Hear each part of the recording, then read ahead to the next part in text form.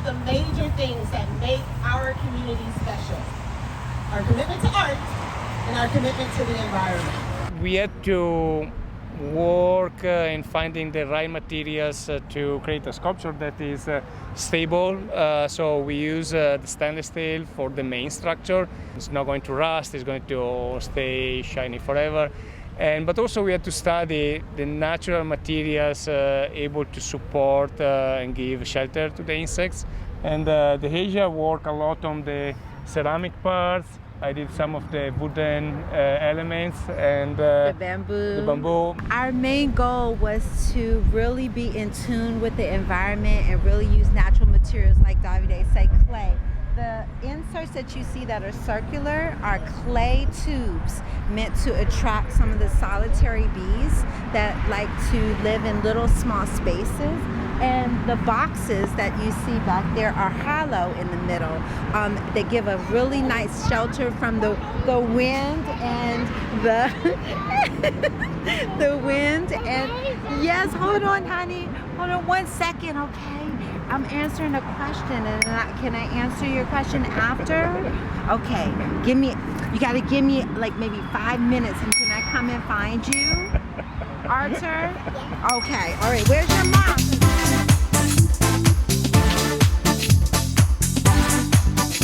The wooden hexagonal shapes are there to create like a barrier for the wind and for any elements. So some of the pollinators that like a more like dry condensed space on their own can go in there, like butterflies can go in there and make a chrysalis, or even hummingbirds can fit into those spaces. And on the bottom, it works in tandem together. So you have the elements of the natural flowers and plants working together with the elements that we have in the hexagonal structure together to inspire pollinators to come and live in harmony and peace. So selecting the right materials, the right combination of materials was interesting because it's actually the first time even for me to combine the aesthetic part with the function that is the insect hotel function. Combining different materials, the connections, how they move together was very interesting. So we did a lot of study before fabricating everything. A hand-drawn model first, and then we made a small cardboard wood model, and then the research for the pollinators that we wanted to come in the plant. I went to an event in Takoma Park at the Civic Center on Maple Avenue.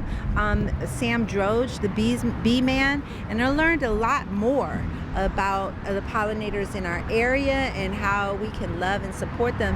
And going to the National Zoo, they had an insect hotel with a lot of information about the local pollinators and the insects. So there's a lot of resources in our immediate environment and area, and of course just on our own. There are also, in terms of, it's not only the design is guided by the function, but we have also the structure. So structural engineer gave us some indication on the thickness of the materials, the connections, the type of welding that we had to use, how the stainless steel was going to work with the wooden parts.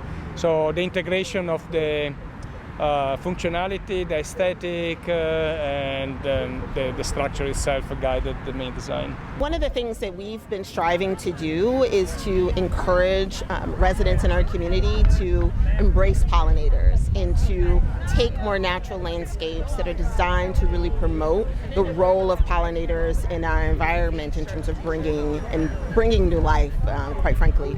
And so this embodies that, right? That we're not just limited to what we can do in our backyards, but we can also create art projects that are designed to do similar things. And so, the big goal for all of our sustainability work is to prolong life and to increase opportunities for life. And so this is just another example of what we're doing to do that.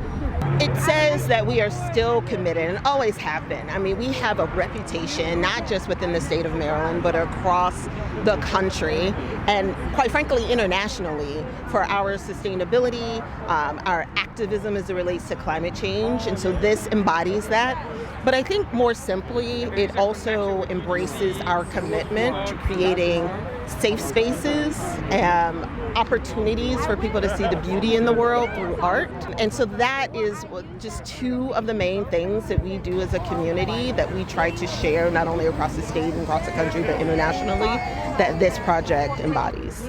Brendan, our arts and humanities coordinator, it's his role in kind of developing this, and all credit to him for putting it together, running the competition, helping with the selection process, and finding what was a great concept that we could fund and turn into a beautiful piece of public art that represents a lot of the core values of the city of Takoma Park. So we spend a lot of time talking about funding not only arts and humanities for youth and kind of getting them involved at a young age and helping kind of foster those creative skills through our community quality of life grants, but we also want to kind of demonstrate public art and how important it is in our built environment, and how public art can connect to our other values such as sustainability and climate resiliency. And so this sculpture is a great representation of all of that. So we've always looked at the Recreation Center as a great place for a public art piece. We get a lot of residents, but also people from Montgomery County or DC that are coming to the spot. It's a wonderfully located spot, and it's also an award, Ward 6, which for a long time didn't have public art. And so the goal is kind of on the city side with our arts and humanities kind of plans is to spread public art throughout the city so that all of our residents have access to high quality public art and a chance to have a community that is, equally beautiful and has wonderful things to look at. So the Recreation Center is a perfect spot for us to put it in a public art installation. I love all of it, and I think what's great about this is I think it really does fit so well into this community. Reminding folks, even as you're going up and down this kind of major corridor, we are in and of nature here. So I love the idea of having more public art anywhere where people are and people can see it and can appreciate it. I just want folks to know that the Recreation Center and making it better is really a big priority for me as the council member here, for the mayor, for the staff. There's a lot of folks who really care passionately about it, and even when it might not seem like things are happening, we are constantly thinking about it, trying to work in any way we can to secure funding, to make something happen, to improve upon it and make it a really great part of our community. So, and if anyone has any creative ideas on how we can do that, we are all ears. Awesome. I live across the street. Oh, great, okay. Not directly across the street, and it's not self-serving, but I say that because I understand how heavily trafficked this area is. And so if our goal is to spread a message, why not spread a message in a location that will be widely seen, not just by residents in this community or who live within walking distance, but by the thousands, millions of people who commute through this area every day. And I feel like we've done our job, because as I said earlier, one of the things that we want to make sure that we're doing is sending messages to people, right?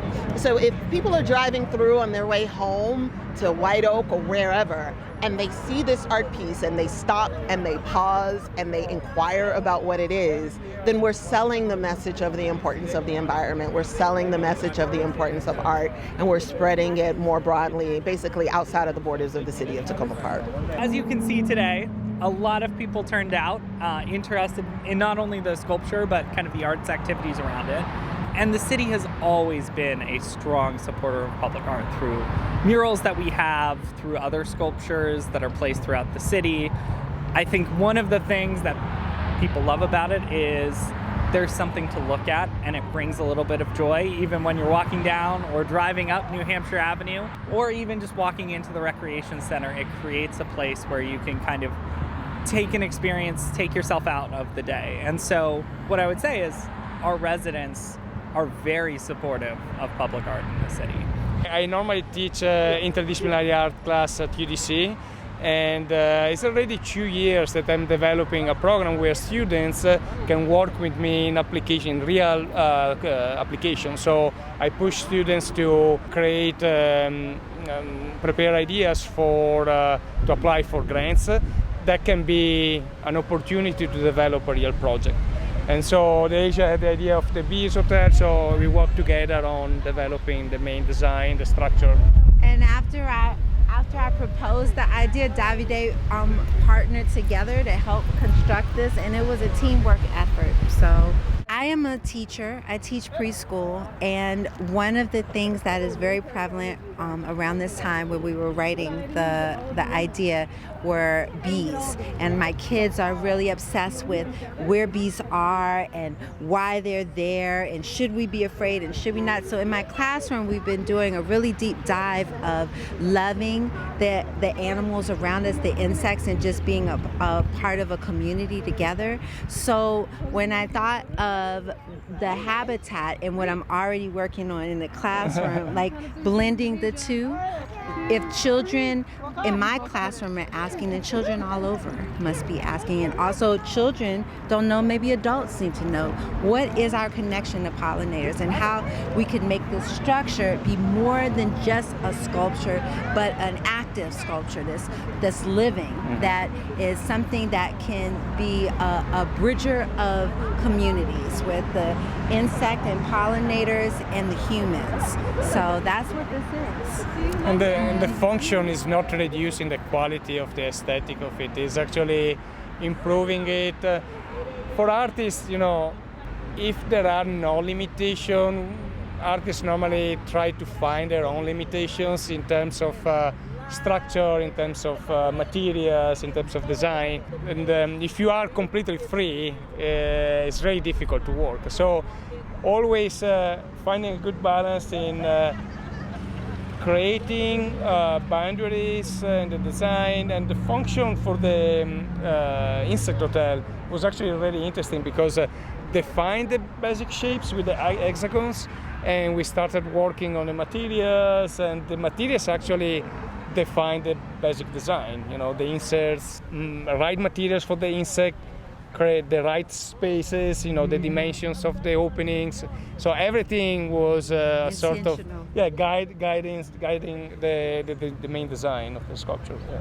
I say all the time, there are different ways in which people learn. You have some people who learn visually. There are some people who learn through reading and interacting and doing.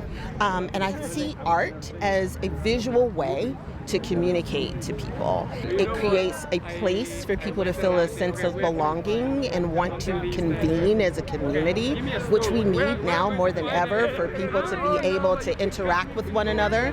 But it also can send a signal of hope to people who maybe are looking for that beacon of hope during times that are difficult.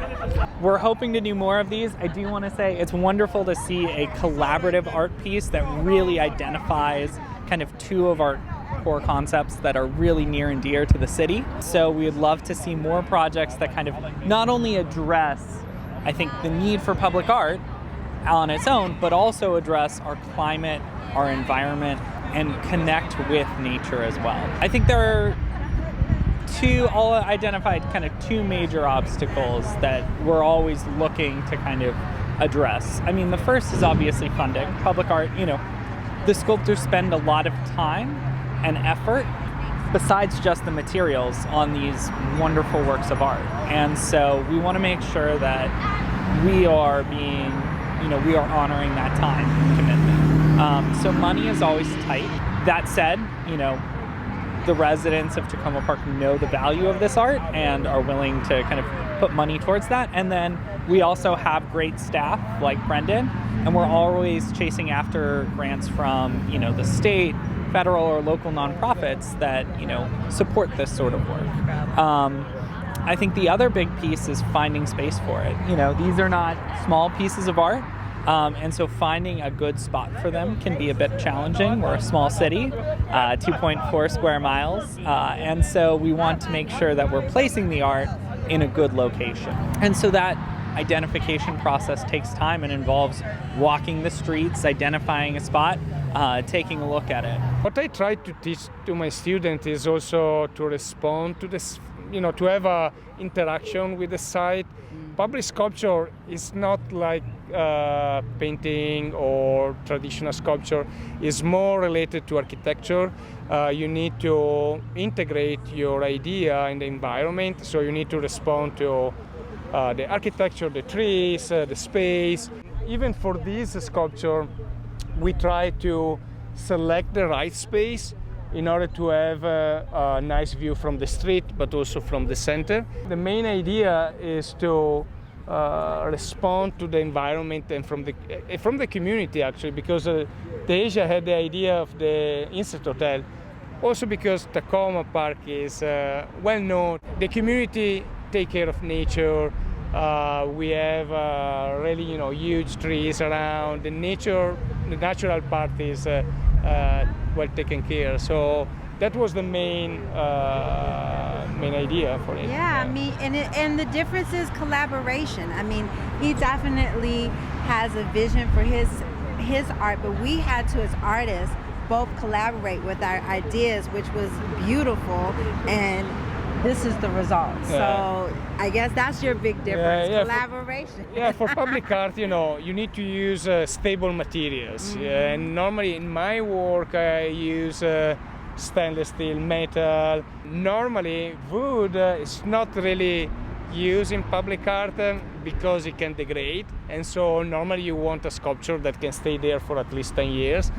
And but in this case, the wood is actually, and the wooden part, we selected materials that can that can stay there for at least 5 years, and we created the sculpture in a way that we can exchange the inserts. Let's say that in 3 or 4 years we need to exchange one of it, we can just remove one part and insert a new one. So we actually had an agreement with the city that if some parts needed to be exchanged, we already prepared some extra inserts that can be used for it.